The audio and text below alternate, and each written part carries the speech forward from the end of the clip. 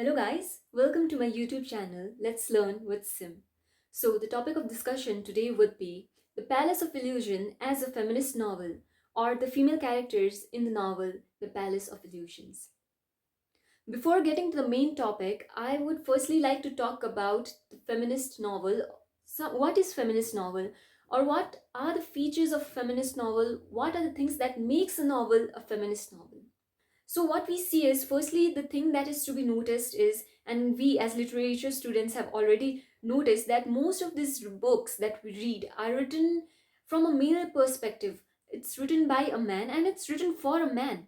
Here what we see that the perspective of a female is lacking, and to understand that, we really need to see it from the eyes of a female, from the perspective of a female, where the writer is also a female, so that we understand the female's perspective even better. Here we find that the main protagonist, the main character of the story, is a female character. We are talking about their contribution, and not only their contribution as a wife, as a lover, as a daughter, not the um, motherly love that they are giving to their kids, or the sexual pleasure that they are providing to their lovers, or the respect that they are providing to their father, but something that is equally important.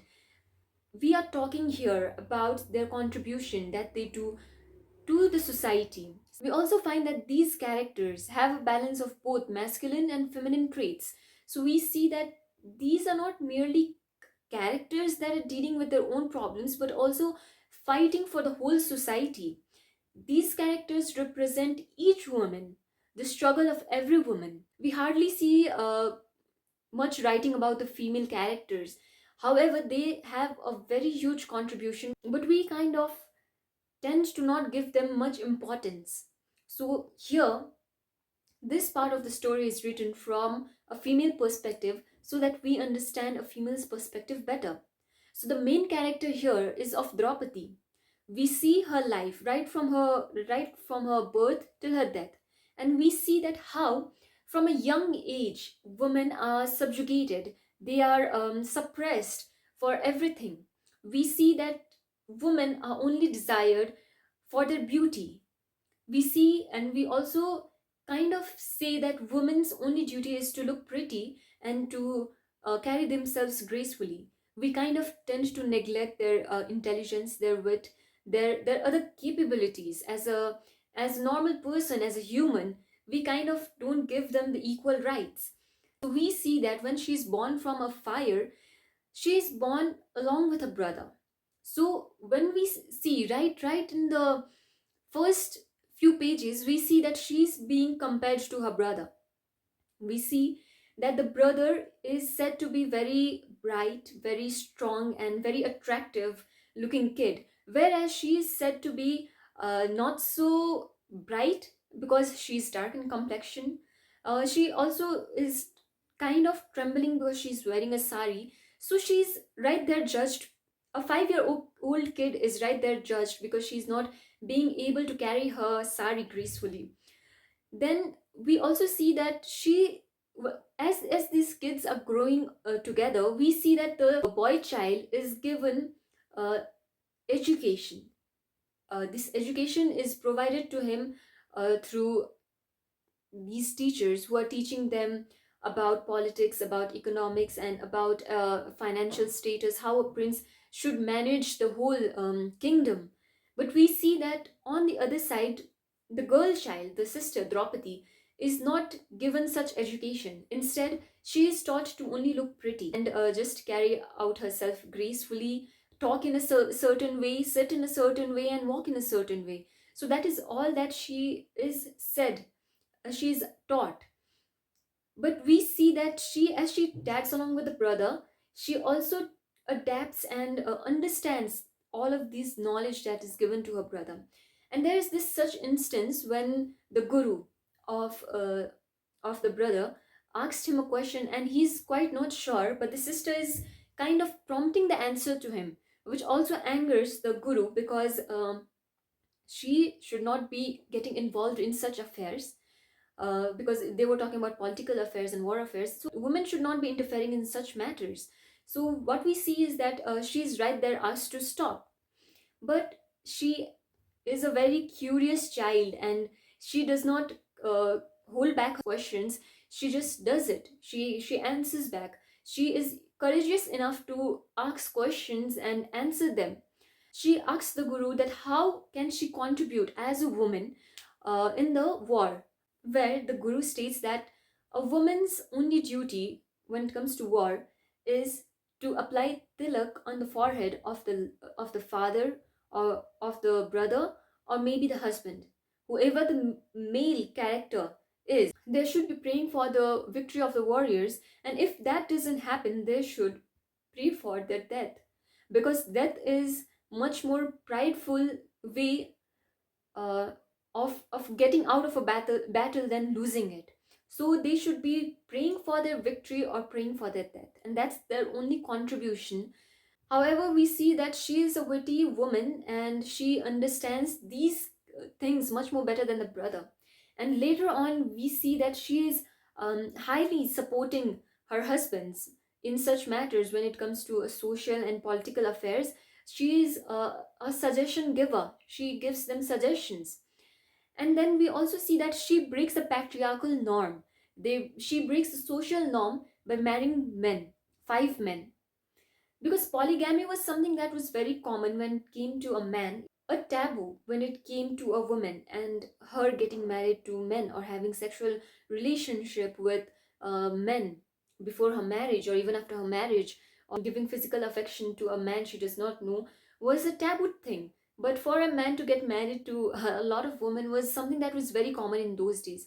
But by doing this, Draupadi also challenges the patriarchal society, the social norms.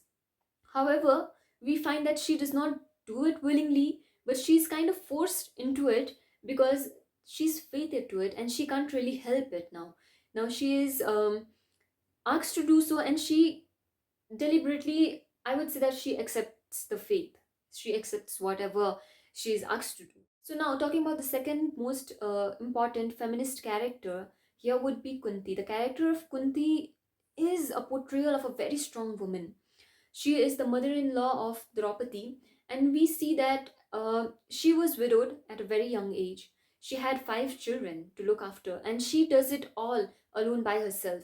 She's the queen, but she is not given that respect, that place in the palace. She struggles. She is to protect the children. We see that Kunti is not only the mother to these kids, but also a guru. She also is a advisor, someone who advises them in all aspects of their life, even when it comes to politics and social affairs. She is someone whom the kids look up to whenever there is anything important. And later, this place is taken by the daughter-in-law Draupadi. So we see that this woman is very strong at mind. Mentally, emotionally, she is a very strong woman. At the end of the novel, we also see that she brings out all of the artifacts and all of the memories of her husband. We see that after all these years, she has saved all of the memories of the husband, because he was a king, and all of these artifacts and the memories or the belongings of the king was something that should be belonging to the kids, as now they would be the next generation kings. So it was something that was to be protected, and she does it till till the end. Talking about Gandhari, she's the third most important character. We see her soft side and also her rough side. The soft side is seen when she blindfolds herself, when she comes to know that her husband is a blind person. She's getting married to a blind person, and she does it all out of love. When she conceives, her pregnancy takes a long time. She's not being able to give birth, and it's been almost 2 years that she's pregnant. And when she hits her stomach, she gives birth, or like a piece of flesh comes out from her womb. And later on, we see that she becomes the mother of 100 sons and a daughter. We also see how understanding she is and how she also accepts a mistake. When we see this thing where she blames Krishna for playing the trick, for taking the side of these Pandavas. She also kind of understands, and then she later on also agrees to stay with Draupadi and Kunti and help other women. The woman now, the women of the warriors who were widowed now and left behind. I'll come up to that as well. Other feminist character here is of Uttara. Uttara is the wife of Abhimanyu. When Abhimanyu is killed, she kind of is lost. She is devastated and she is not willing to stay at her in-laws' house. She is leaving the house and willing to stay with her father. But before leaving, she kind of donates all of the jewelries and all of her belongings to the Pandavas for the betterment of the kingdom, for the betterment of the commoners. All of these jewelries and all of these important luxuries is nothing as comparison to what she has already lost. So she donates it all to the uh, to the Pandavas and to the people, for the common people. So this is a very strong action to do, to leave everything behind and for the betterment of other people and just move on in life. When we talk about feminism, we kind of only imagine women with strong background and someone who holds a strong status in the society to be a feminist. And we don't question why a normal person cannot be a feminist or why a commoner's action is not of a feminist, because feminism is all about equality. So this is my favorite part because we see that there is a section in this book where after the war, these women of the warriors are left behind. Now they are widowed. They have nothing of their own because women were not given their rights. They did not have a right to property. They did not have a right to any financial status. So they did not have anything of their own. They even, I would say that all of these women in the novel are trying to build an identity which is again shattered by the society and patriarchal system. This is shattered again and again, and these women are struggling hard to again build up an identity. And what we see is these commoners, these wives of the warriors, are now left behind having nothing of their own. So, what do? They are being cheated on now. Other men who survived are are trying to take advantage of these women, are trying to take their properties, are trying to make them their slaves, and other stuff going on. They have nothing, and these women are now very, very, very fierce. They are in anger, and they go to Draupadi asking for answers, because now who is going to take responsibility of them, because these women are not independent. They have never taken any decision in their own life for their own betterment. They are always dependent either on their father, the brother, or the son. So what do they do when they have no male members left in the family? So also this part is very beautiful. We see that finally Draupadi now takes the main step as a feminist, as the queen, as someone, she's a queen. She has some responsibilities which is equal to of the king. And here she takes her responsibility by addressing these women. She puts up this courage and addresses this woman, and she ensures them that she would take care of them. These women will find a way. And later on, we see that now we have a personal code for the woman where Draupadi, Kunti, and Gandhari are the queens. They are responsible. They hear these women out. They help them out. They help them in matters of finance. And now finally, these commoners, these women too, are able to take care of themselves. They are now finally independent. They're not dependent on anyone. They are taking care of their families, they are taking care of their children, and they are also taking care of themselves. They are financially important. They are playing an important role in the family. So we see that these things make up a novel, a feminist novel. It's not only about the king or someone who is given such who is on a bigger pedestal. uh, it's not about a main character, but it's also about the commoners, the fight. This is the exact reason that I said that Draupadi is the inner voice of every woman, because she not only fights for her rights, but she also fights for the other women, the commoners, the women who belong from a normal family background, who does not have much more strong or a big status in the family, in the society, who does not have a very big status in the society. So it's very strong. She is helping out other women too. Now these women are financially independent, emotionally independent, and also have strong knowledge in other stuffs. Now they kind of feel equally accepted. They are fighting for, they were fighting for their rights maybe in their own ways. Now they have, finally now they are accepted by the society. Now they are equally important in the society for their contribution in every field, in every aspect. So yes, this book is really a feminist novel, and all of these characters kind of mirrors the feminism in them, all of these hidden equality. Feminism is not a very big word or a very confusing word or something that needs to be understood on a very, like, you need to do a lot of research. No, it simply means equality, and here we women are fighting for equality. These characters are fighting for equality, and when they get it, they are like proving themselves that yes, they are capable, and they just want acceptance for it. They do not want to be dependent on someone.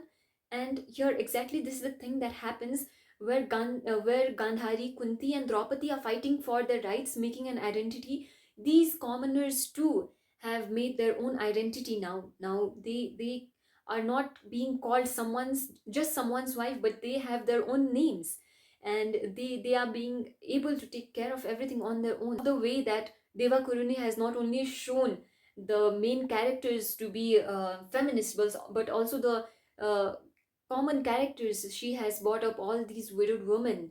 So yes, I truly love this. As from this perspective, I just love this novel. And with this, I come to the end of the video. I request you all to like the video if it was helpful in any way. That would keep me motivated to make more such videos. And do leave a feedback if there's something that you liked or disliked about this. Or I would also like to hear about your personal opinion on this book. So yes, I would be reading the comments. So yeah.